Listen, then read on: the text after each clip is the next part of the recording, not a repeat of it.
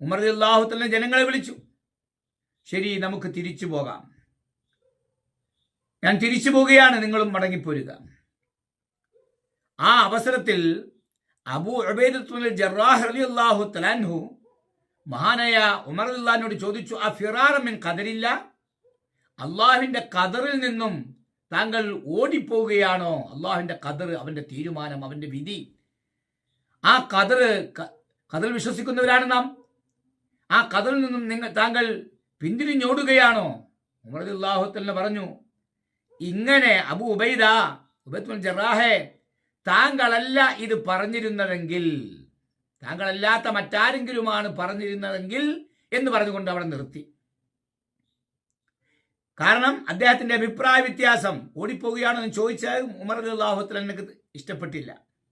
അദ്ദേഹം പറഞ്ഞു, നഅം, അതെ, നഫിറു മിൻ ഖദരില്ല ഇലാ ഖദരില്ല, ഞങ്ങൾ അള്ളാഹുവിന്റെ ഖദറിൽ നിന്നും ഓടിപ്പോവുകയാണ്.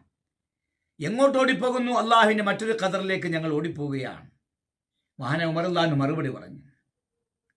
എന്നിട്ട് ചോദിച്ചു, അറഅയ്ത ലൗ കാന ലക ഇബിലുൻ ഫഹബതത് വാദിയൻ ലഹു ഉദവത്താനി അഹദാഹുമാ ഖസ്ബത്തുൻ വൽ ഉഖറാ ജദബത്ത്, താങ്കൾ പറഞ്ഞു തരണം, താങ്കൾക്ക് ഒരു ഒട്ടകമുണ്ടെന്നിരിക്കട്ടെ, ആ ഒട്ടകം ഒരു മലഞ്ചെരിവിൽ അകപ്പെട്ടു, മലഞ്ചെരിവിൽ ആ ഒട്ടകം ഇറങ്ങിപ്പോയിരിക്കുകയാണ്. ആ ഒട്ടകത്തിന് രണ്ട് ഓപ്ഷൻ ഉണ്ട്, ഒന്നുകിൽ ഹസുബത്തുണ്ട് അല്ലെങ്കിൽ ജദുബത്തുണ്ട്.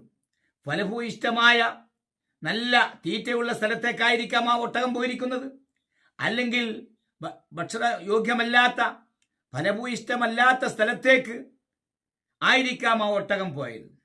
താങ്കൾ ഹസുബത്തിലായിട്ട് നല്ല ഫലഭൂയിഷ്ടമായ ആ സ്ഥലത്തിൽ ആ ഒട്ടകത്തെ താങ്കൾ മേയ്ക്കുകയാണെങ്കിൽ താങ്കൾ അള്ളാഹിന്റെ ഖദറിൽ ആയിട്ടാണല്ലോ ആ ഒട്ടകത്തെ മേയ്ക്കുന്നത്. അള്ളാഹിന്റെ തീരുമാനമാണ് ആ ഫലഭൂയിഷ്ടമായ സ്ഥലത്ത് മേയ്ക്കുക എന്നുള്ളത്.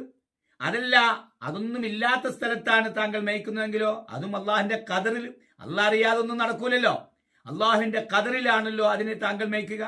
രണ്ടിൽ ഏതാണെങ്കിലും, ഫലഭൂയിഷ്ടമായ സ്ഥലത്ത് അതിനെ വിടുകയാണ്, മേയാൻ വിടുകയാണെങ്കിലും അല്ലാത്ത സ്ഥലത്തേക്ക് അതിനെ വിടുകയാണെങ്കിലും രണ്ടും അള്ളാഹിന്റെ ഖദറാണ്, അള്ളാഹിന്റെ തീരുമാനമാണ്, അള്ളാഹുവിന്റെ വിധിയാണ്.